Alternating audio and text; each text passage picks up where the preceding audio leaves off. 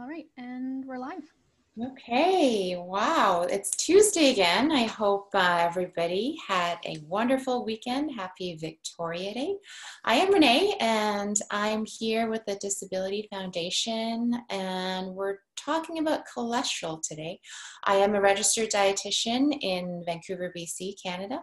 I have been certified in the US as well as Canada and in Hong Kong. So I love cooking, I love food, and I love sharing nutritional information and recipes. So today we're going to be starting off with some slides and information about managing your cholesterol, and we're going to go and come back to my kitchen. I'm going to share with you some tips and some recipes and how to create some yummy snacks and breakfast foods.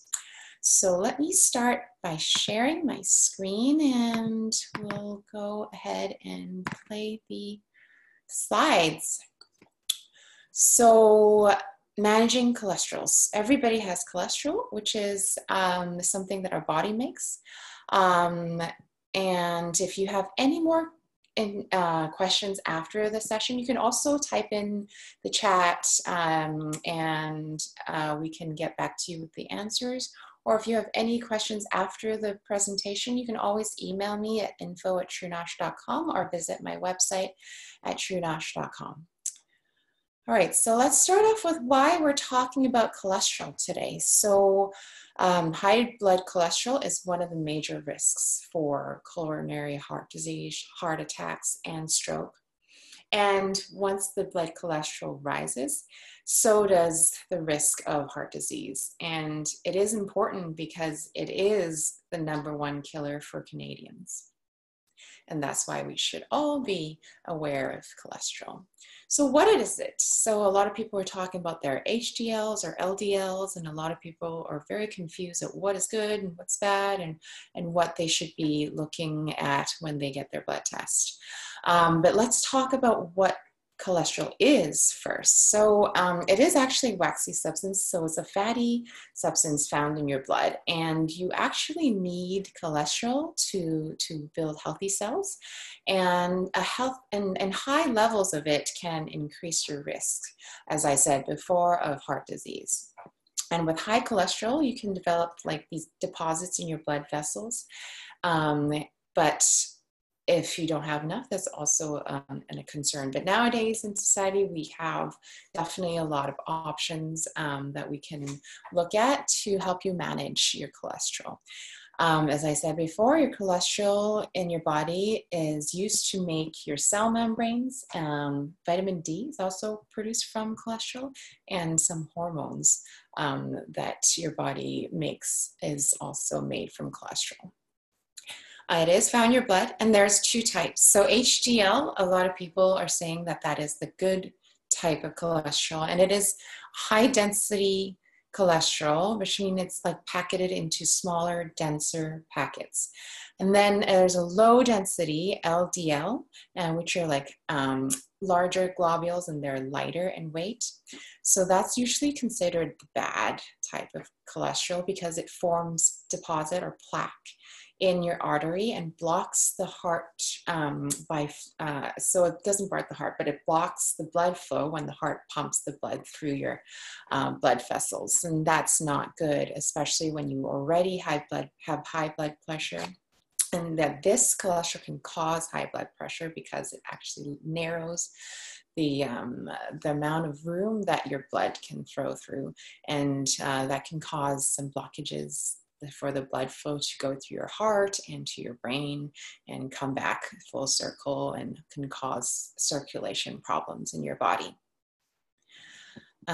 So we actually, in ourselves, we actually make our own cholesterol. So it's not really necessary to eat it in our diet, but there are definitely dietary cholesterols that we eat on a normal basis. So those who eat a mixed diet, foods that have cholesterol can be found in meat, poultry, eggs, some dairy products like milk, cheese, and cream, and also things that have some saturated fats in it, especially those that are eating a lot of processed foods or fatty meats that have a lot of fat content, some lard and butter. Well, lard and butter also has saturated fat and can cause high cholesterol levels in your blood.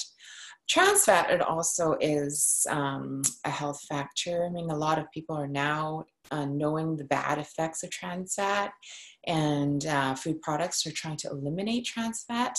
But you can find trans fat in margarines that are, and those are oils that are plant-based, but that has gone through a process of hydrogenation, where they blast hydrogen molecules in these fat molecules, and they become solid in a room temperature. And that is not actually a healthy process, but it is a process that a lot of food companies use to make their fat more spreadable and can help them last longer on the shelves. So deep fried foods like chips and fries and fried chicken, those also are foods that you should consider that have some more cholesterol in them. And then commercial baked products, because a lot of them use vegetable shortenings, which is technically just a hydrogenated fat that can also have a lot of trans fats in it. And what I said before, this is a picture that you can find in the Heart and Stroke Foundation, and what the plaque in the artery causes is a blockage. And with the blockage actually increases your blood pressure, and therefore there could be some clots formed in that area where the cholesterol deposits have landed in your blood vessels, and that can cause a heart attack or a stroke. So some steps you can take to manage your cholesterol and to kind of know what your body is at. Check nutrition facts label also is very important. We talked about that last week with sodium, but now we're going to talk about cholesterol, some saturated fat, trans fat, and sodium kind of go together with managing your health as well as your cholesterol levels. Adapt a healthy, active lifestyle. Doing some physical activity can help that blood flow go and kind of help the cholesterol deposits decrease in your blood. And get a regular blood test. So, it's suggested to get tested regularly if you're a male over 40 or a female over 50 and or postmenopausal. If you have family history with diabetes, heart disease, or high blood pressure, you should also get blood tests regularly, about once a year, to see where your body's at. And just a normal body check, usually you'll have a cholesterol tested, right? And then waist circumference is also correlated with heart diseases and the amount of cholesterol in your body. So those who are male, if your waist is larger than 37 inches, and for females larger than 31.5 inches, those people should get also their blood tested regularly for cholesterol. And if you smoke or have smoked in the last year, and some forms of erectile dysfunction.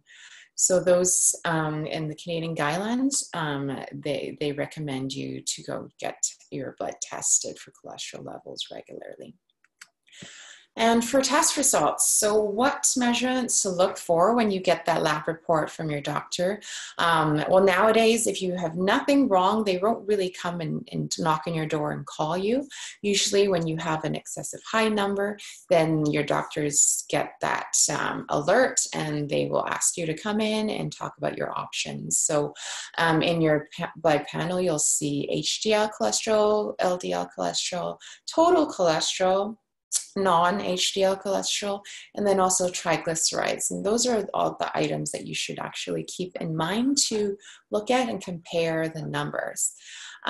So, how do I know if I have high levels of blood cholesterol? Well, simple measurements, okay, that you can see I have written here.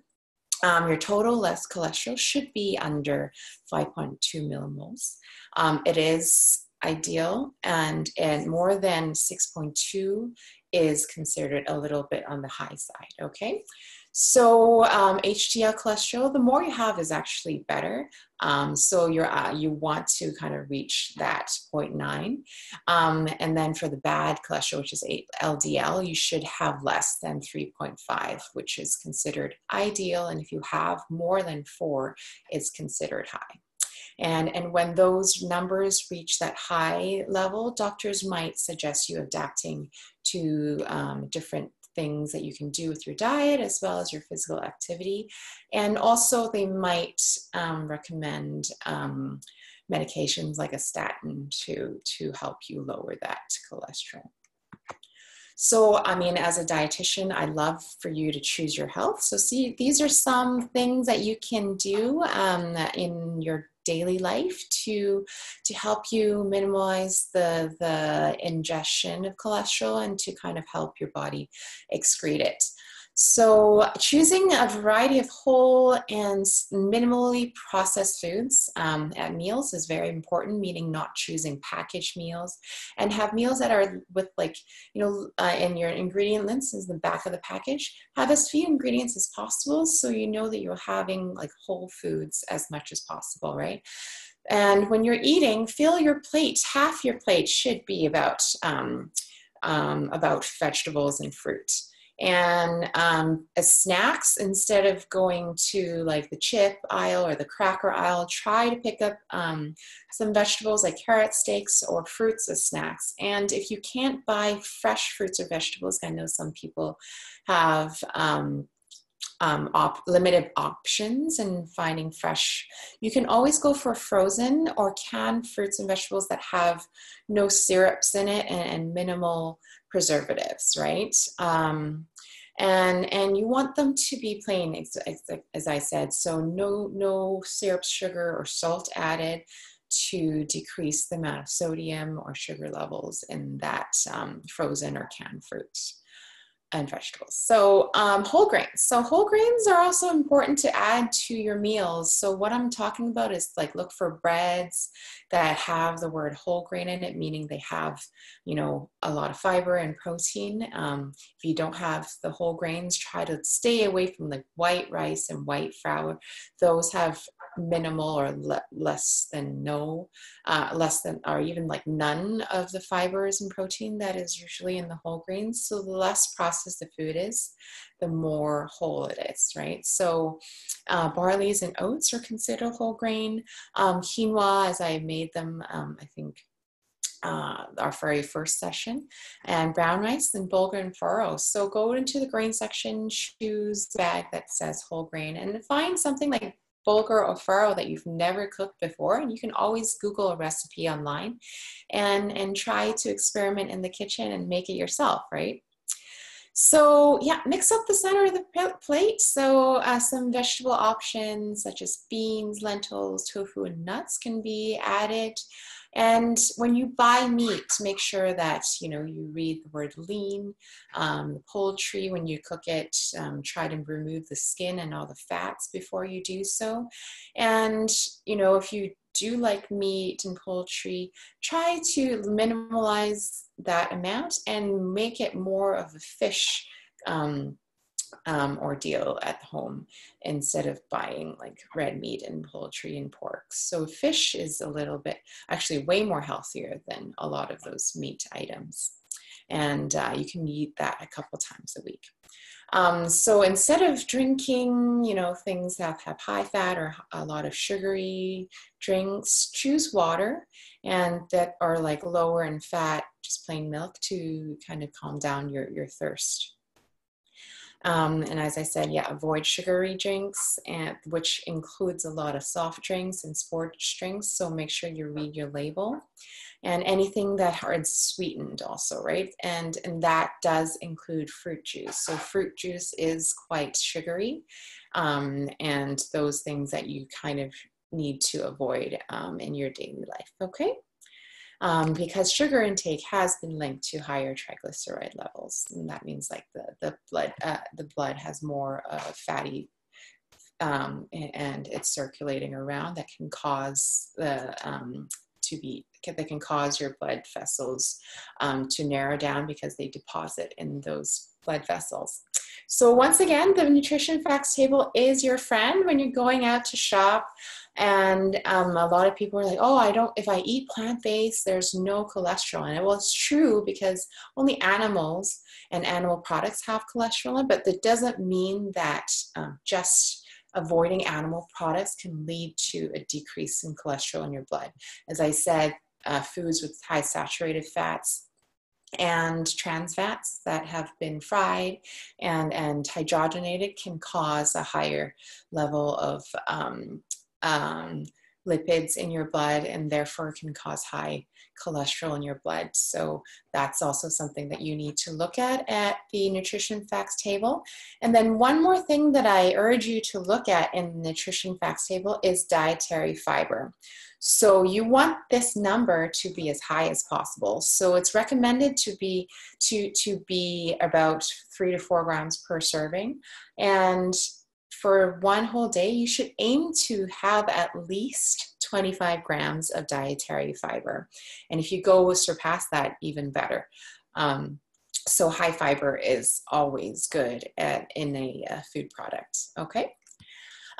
So fiber, there's actually 2 types of fiber that is in foods, and usually they're mixed up. So in fruits and vegetables, there's both present. Also in whole grains, both of these fibers are present.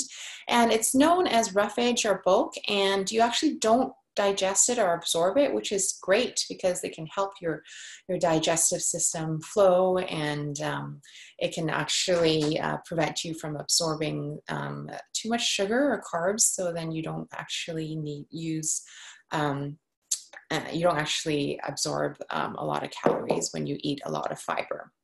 So insoluble fiber. So this is the fiber that helps the movement in your digestive system, right? So it decreases constipation. So this is something that you would want in your diet. And as I said before, like whole wheat, whole grains, vegetables like cauliflower, beans, and potatoes with the skin on it are sources of insoluble fiber. So things that are fibrous, right?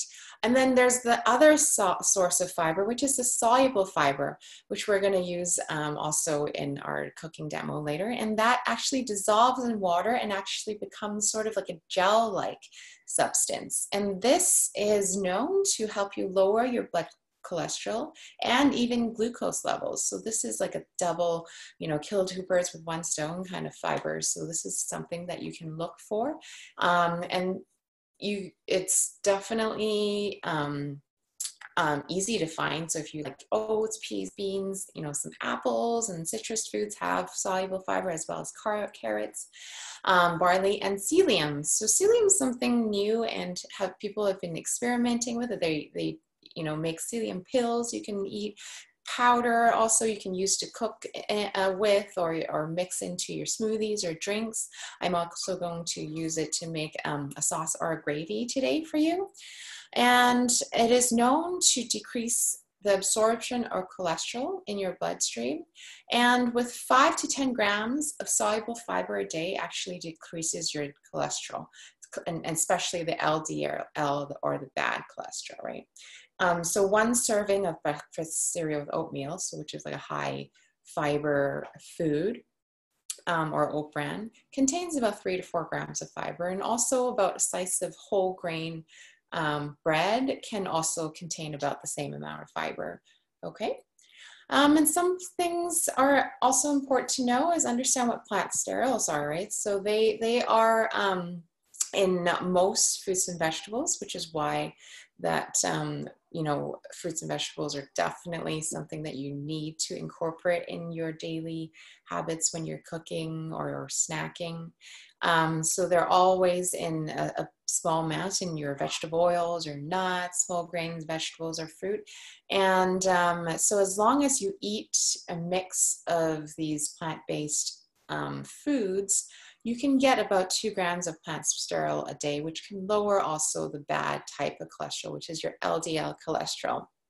Okay, so a lot of times you might not be able to get enough of those. So you are allowed to have up to 1 gram of plant serving added to them. So a lot of foods like condiments, like mayonnaise and margarine and salad dressings have that added amount of plant sterols. So you can actually look and see if it's fortified with this sterols, and that's something that you can add to your grocery basket when you can have time to go some grocery shopping too.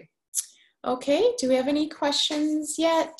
Nope. All right, feel free to write them in the comment section or the chat section, and I will go on if there's no questions or comments. So, and another thing, so fats. So not all fats are bad. We need fats for sure. And there are definitely options that you can look for that are a better fat to eat.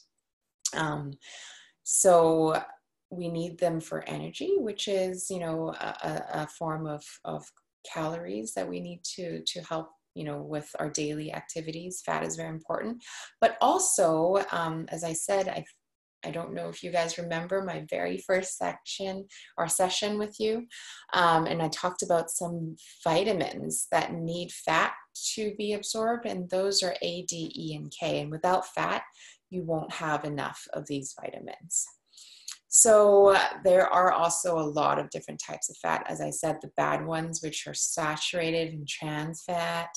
Now we're going to talk about some of the ones that you can eat in moderation. Why I say in moderation is because, I mean, there is quite a lot of calories in fat too. 1 gram of fat is 9 calories. So you don't really want to go crazy and eating all the type of fats, but it is something that you have to have in your diet to make you healthy and happy. So one, I guess, kind of fat is called polyunsaturated fat, and those are your omega-3s and 6s, which have kinks in the molecules. At the omega-3, which is what the third omega of the train, which is super scientific right now. We don't really need to know that, but we need to know what sources of food have those omega-3s and 6s, which are fish, right? Salmon has been known to be marketed a lot to say that they have a lot of omega-3s, which is true. And then sardines, mackerel, herring, and trout can be added into that family of fish that you should eat a lot more of versus other ones. And then beans, legumes, flax seeds, and oils such as sunflower and soy oils have omega-3s and 6s in them. And then another one, which is monounsaturated fats. So these both are fats that are going to be more liquidy and not hard in room temperature. So these are called monounsaturated fats because they don't have they have only one kink in them, and I meant kink meaning in the molecule structure. And these are plant oils, and therefore, they will be liquid in room temperature. And some examples are olive oil, safflower oil, sesame oil, and avocado, and then some nuts and seeds. And also the butters that you make from these nuts and seeds have monounsaturated fats in them, and also avocados, which everybody love already, right? And then another thing that you can do is definitely exercise. So I'm not talking about like strenuous activity when you have been diagnosed with heart disease already. So something that you can do constantly and that you feel comfortable doing, as long as you're moving and helping that blood flow, you're actually exercising your blood vessels to help them pump blood and keep that elasticity working, or else it's going to harden, and then it's easier for these fatty deposits to deposit in your blood vessels and cause some sort of rupture, and therefore a stroke or a heart attack can happen, right? So some activities that are easy for older generation to do is like speed walking a little bit faster, or just slow swimming. You can even garden as a form of physical activity, but walking is great. And if you can find a group that you can walk with. And now it's a little bit hard because of social distancing, but but the weather is getting a little bit nicer. So try to find some neighborhoods that are easy to walk and challenge yourself by speeding up a little bit and then slowing down and speeding up again so you don't get bored when you're walking, okay? And try to aim to have at least 150 minutes a week, which is less than 25 minutes a day. And it shouldn't be that hard if you actually put it in your calendar, okay? And we're gonna go on. So this is my last slide before we are gonna go on and talk about some options that we can take in the kitchen. And this is quite important, actually. I want to stress this because it is good to be mindful of this always when you go and eat out or cook or go grocery shopping. It is important to not focus on just one nutrient, right? So it is your whole and overall diet that will make the biggest change and impact to your health, right? And then one good example is to not focus on just finding things that are labeled with low fat, right? Because some of these low fat items, sorry, I need a drink, can also be highly processed. So low fat is not always good. And it can also contain lots of refined carbs like sugars or syrups or preservatives, right? And then it could also have a lot of calories and then also could have a lot of salt in it, right? So you want to look at the overall label and see if you feel good about buying this item. And some sources that I've added into my last slide is you can go and visit the Heart and Stroke Foundation. Health Canada is a great informational website. And then, you know, some scientific and organizations such as the Mayo Clinic can also provide a lot of insight about cholesterol and your overall health. Okay. So let's get back to the original screen so you guys can see me fully.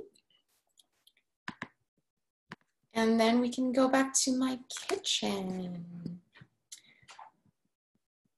Okay, so let's go here. And hopefully you guys can see what I'm making and see all my ingredients here.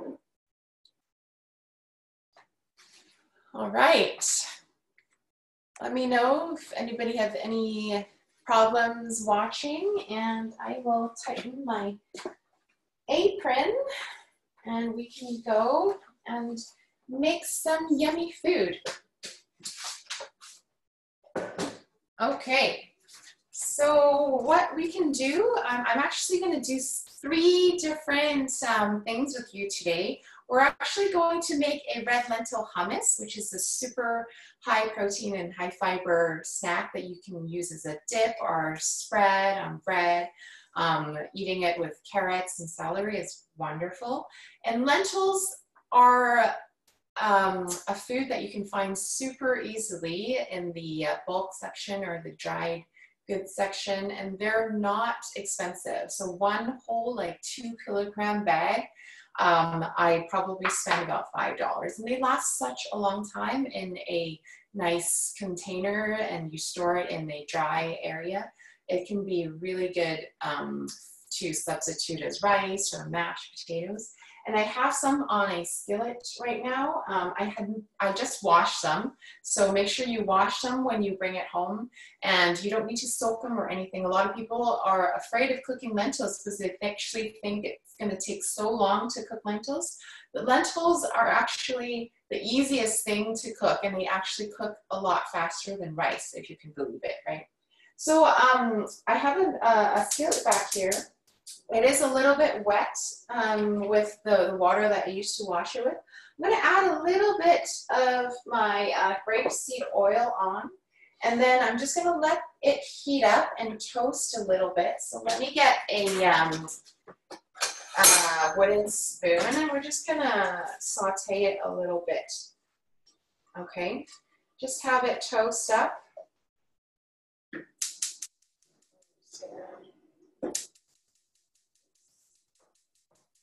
go. Okay, my stove is a little finicky. Great. So it's already kind of changing colors, and that's good. You're knowing that it's cooking already.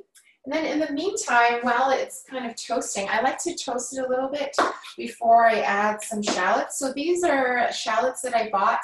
These are a little bit smaller than onions, or actually significantly smaller than onions. So it's great to just have around, and you can use one shallot at a time.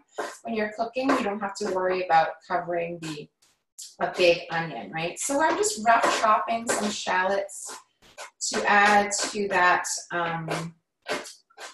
red lentils.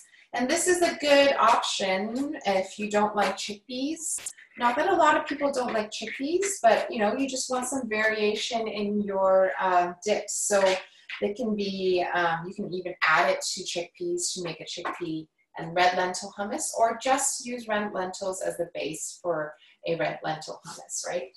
So I'm adding the shallots in here, and then I'm slowly stirring it.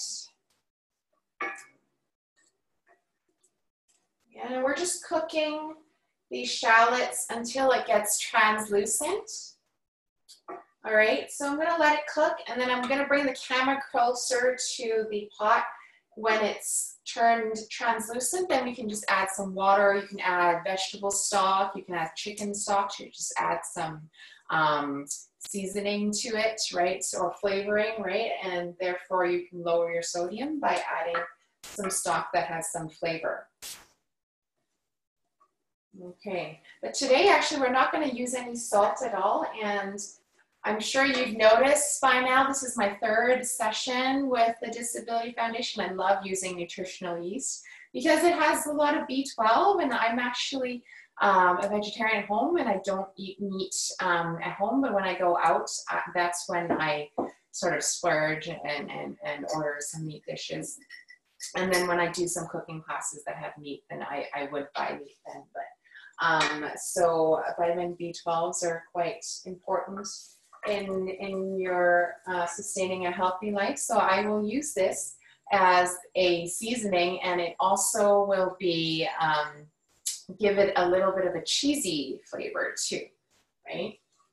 Okay, so now the shallots actually have gotten translucent, and this is when I will pour my stock or water into the pan. So I'm going to bring you guys closer, and you can see what this looks like.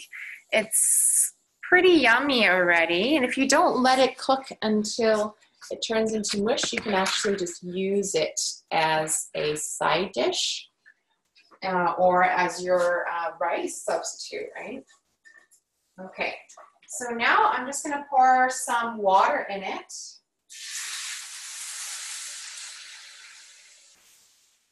And it's going to cook for about 10 minutes.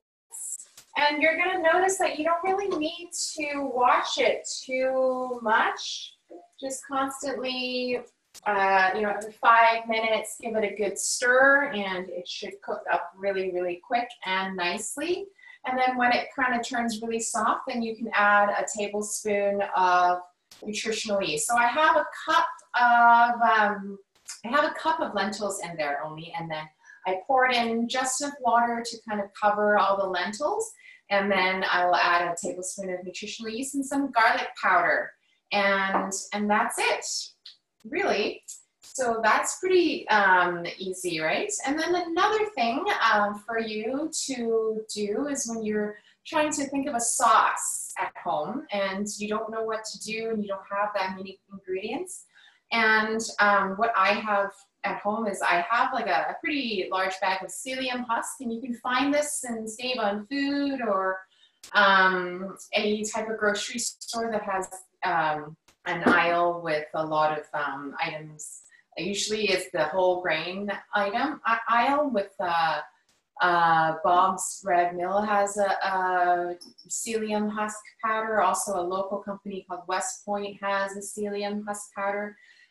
Just your local grocery store should now carry psyllium husk, which is not as hard to find anymore. And you can also find it online. So if you go online shopping, just type in psyllium husk, which is P-S-Y-L-L-I-M, And that's your really good source of soluble fiber. And what we're gonna do today is make a really easy gravy by using it like I would do if I were to make a slurry with flour or cornstarch, right?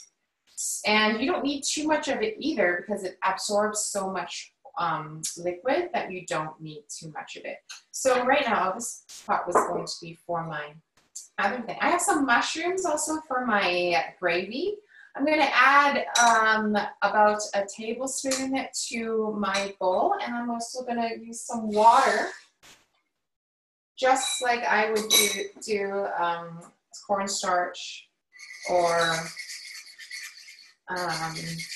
flour to make a slurry. And you'll see that once you add water, it's already starting to thicken, okay? All right, so you want to add cold water to it so it doesn't turn lumpy. And then when you're going to make your gravy, I'm going to turn this guy a little bit lower. You're going to make your gravy by adding a little bit more shallots into the bottom. If you don't have shallots or onions, you can actually just use some garlic powder or onion powder. I'm going to add about half a shallot, which is about a little bit more than a teaspoon of shallot. And we're going to cut them really small so you don't like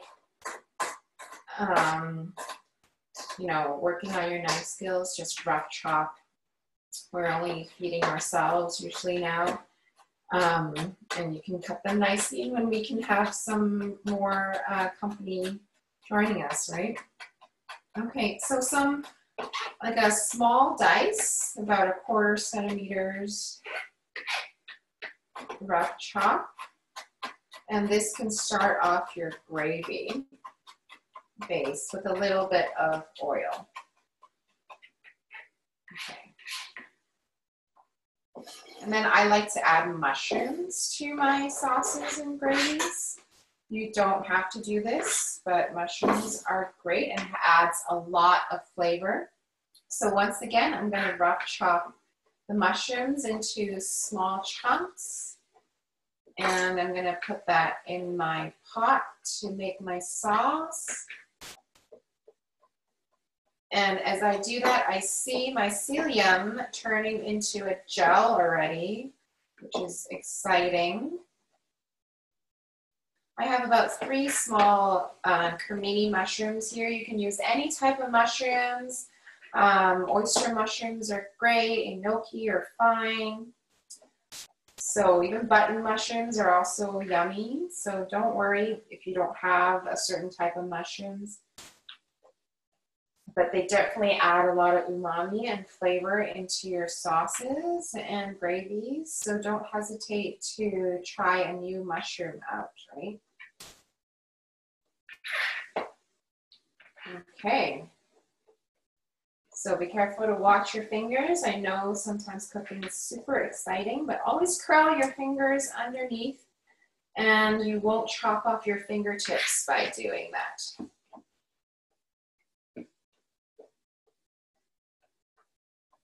And I really appreciate a nice knife also that fits in your hand so you don't have to do much work. Okay, so some rough chopped mushrooms like this also go into my gravy or sauce pot. Okay, and then we're just going to put it over the heat and let it cook with a little bit of oil. And as I said before, you know, you can buy avocado oil, safflower oil, sunflower oil, sesame oil. It's great. So I'm going to turn off my lentils. They're actually cooked already. Can you imagine how fast that was? I mean, that was like less than 10 minutes. I'm going to let it cool a little bit. And as you toss it around or stir it with your wooden spoon, it actually already turns into mush, and you don't need a blender to blend it up. So I'm going to bring you again closer to my pot or pan, and then you can see what's happened to my lentils. And then you just kind of mush it with your utensil that you're using to stir it around. And as you can see, it's kind of turns into mush super easy. You don't actually even need a blender to make it into a dip. So this is why I love lentils so much, okay? I'm gonna let it cool down before I add my seasoning. This is actually a cool dip that we're using, right, or that we're making. All right, so our mushrooms and our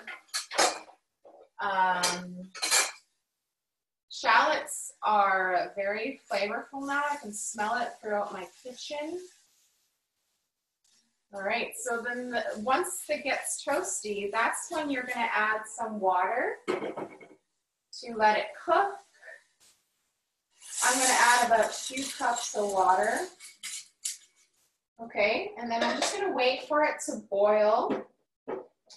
And then at this time, you can add a little bit of nutritional yeast into your gravy, as well as garlic powder. So these are kind of staples in my kitchen, garlic powder and nutritional yeast, right? Okay, so we're gonna just let that boil. We're letting the lentils cool down before we stir our magic ingredients in. And then now we're gonna teach you how to make a chia seed pudding. So chia seeds are in the same family as like basil seeds. These are like a superfood. I kind of don't like the word superfood, but it's got a lot of nutrients in it. It's got a lot of protein, a lot of fiber, and when you toast them, it tastes great. So, and also it's got iron and calcium in it as well. So what I'm gonna do is I grabbed a 1/3 cup of chia seeds into a bowl, and you can choose whatever type of milk you like. And I've been in love with some oat milk lately, but if you drink regular milk, go ahead and use that, or coconut milk gives it a really nice coconutty flavor. And if you like to have a little bit of sweetness in it, you can blend some apples with your milk, or some pear with your milk, or even some dates with your milk to kind of give it a sweetness. But this is what I use instead of yogurt in my morning granola. All right, so you can just add about 3 times of milk to the amount of chia seeds you have in your pot, and then just kind of whisk it nicely in here. And then some people who are vegan and don't like or allergic to eat eggs, or don't even like eggs, this chia seeds can be used as an egg substitute when you're baking as well. So the chia seeds absorb about like 300 times their body weight of water, and therefore they hold a lot of moisture. And you can just leave this in the fridge or out for about 30 minutes, and it should thicken super nicely, and it turns into a nice pudding, and you can use it instead of yogurt, right? So that's something that you can do at home using your overnight oats recipe, as well as making a nice salad dressing, and you don't even have to add anything else really into it. So if you're gonna do a salad dressing, the chia seeds will, go into your olive oil and vinegar, and then just kind of use as a dressing on top of whatever mixed greens you have. Okay, so let me check on my gravy over here, and I'm just gonna rinse off my whisk. And then the psyllium husk, I put about 1 tablespoon of psyllium husk to about 1/2 cup of water, and I whisked it well. And right now it actually looks like a gel, which is kind of crazy how fast that gels, right? We're gonna use that as the base for our gravy once the water has boiled in our mushroom and shallot mixture with some nutritional yeast and garlic powder.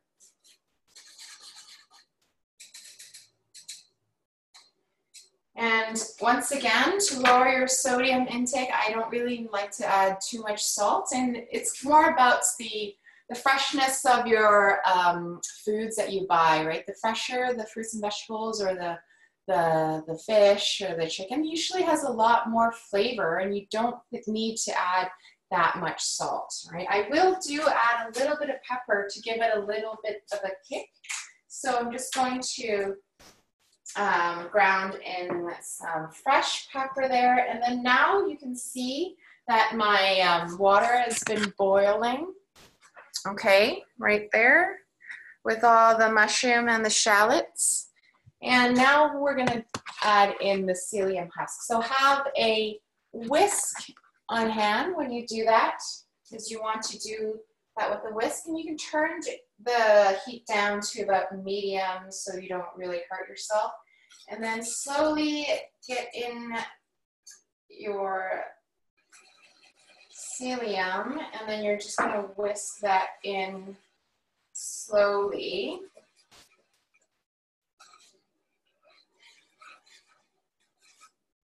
And you're gonna use the whisk to help it break up, okay?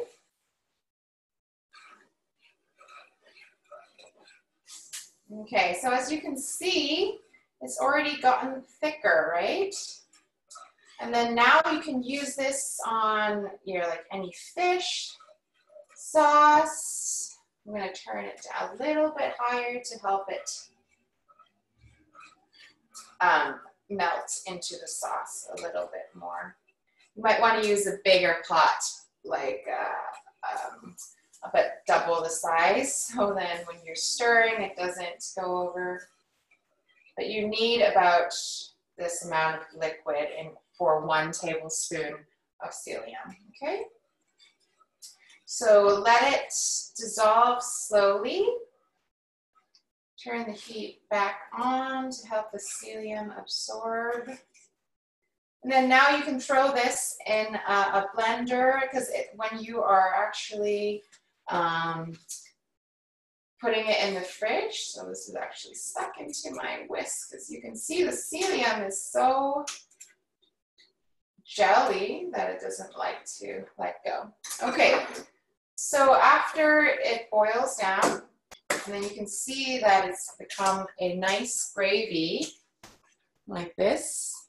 Now you can actually use it over top any poultry or steak or fish that needs a sauce on. And you can store it in your fridge for a few days, and then you just have to heat it back up when you're using it on any dish, okay? So let's go back to the lentils. It's already cooled down. And we're gonna get a nice bowl after we mix in the nutritional yeast and the garlic powder.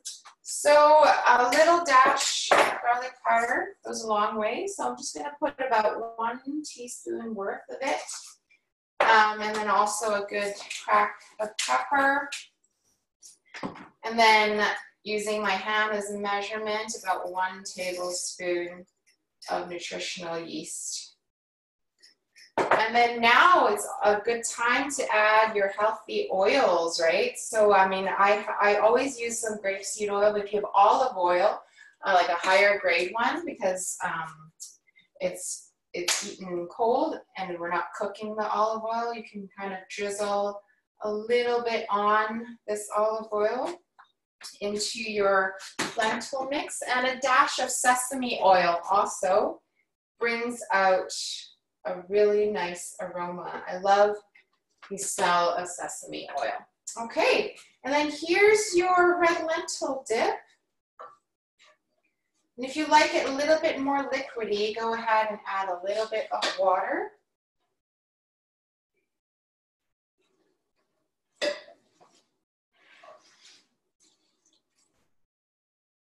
And then now you can get, you know, your carrot sticks or your celery sticks and use this like you would in a hummus. And if you have your favorite type of hot sauce, I make 4 different types of hot sauce at Trunosh.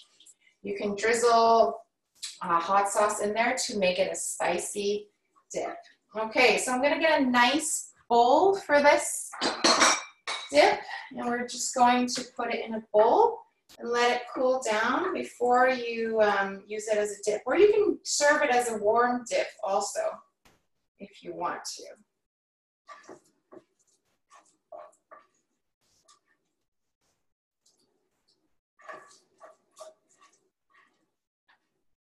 Okay, and if you like to garnish it with extra cracked pepper or a nice green mint or basil leaf, which I have here, and I'm going to do that. My dip. There we go. It's our nice and red lentil dip here. We're just going to check on our chia seed pudding.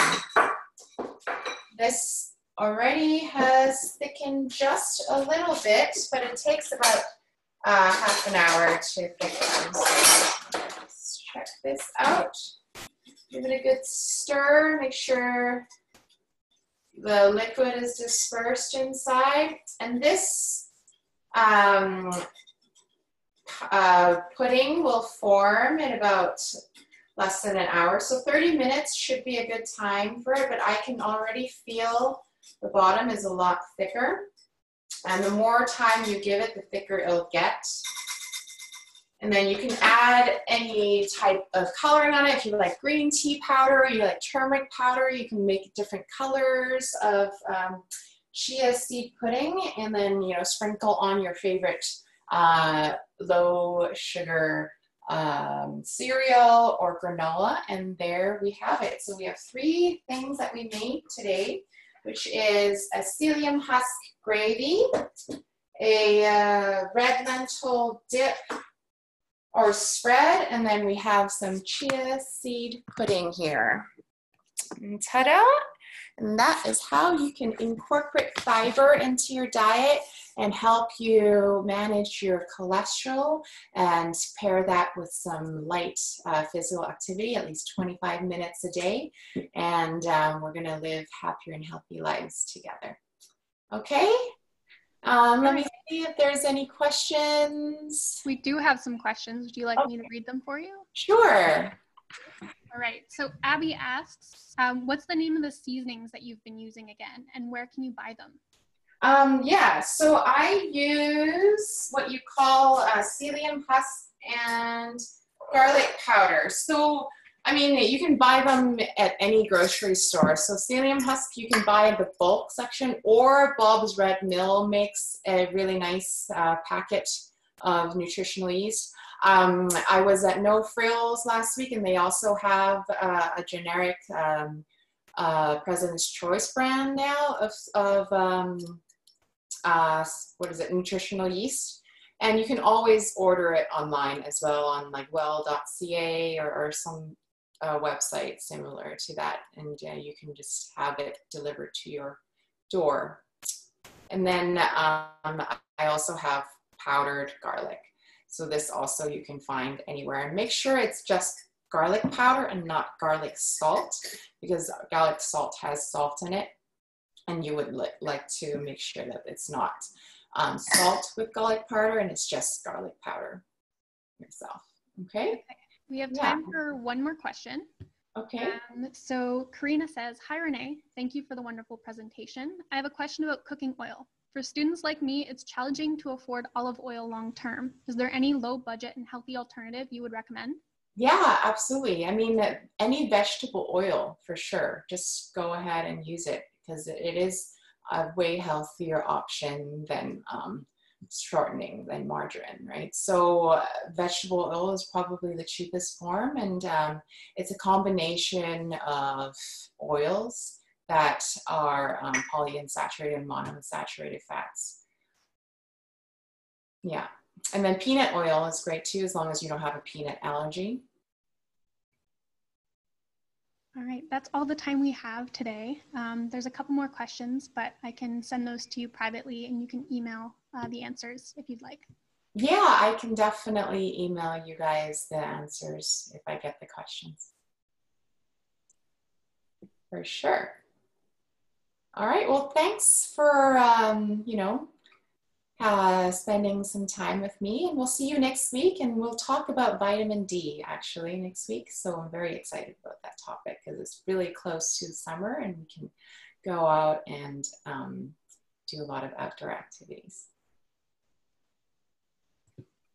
All right, live stream has ended. Great, thank you. Yeah, thanks, Renee. Yeah, so you still want me to do the a little promo for vitamin D? Sure, yeah, that'd be great. You wanted me to just email it straight to you, because and then we don't have to go through. Yeah, sure, that'd be amazing. Do you have my email? No, actually, so you would have to send me an email to renee@shrinash.com, and then I'll get your email. Okay? I'll get right on that. Okay, I have to run another live stream, so I'm gonna have to end this meeting. Okay. Thank you again. Bye. Bye.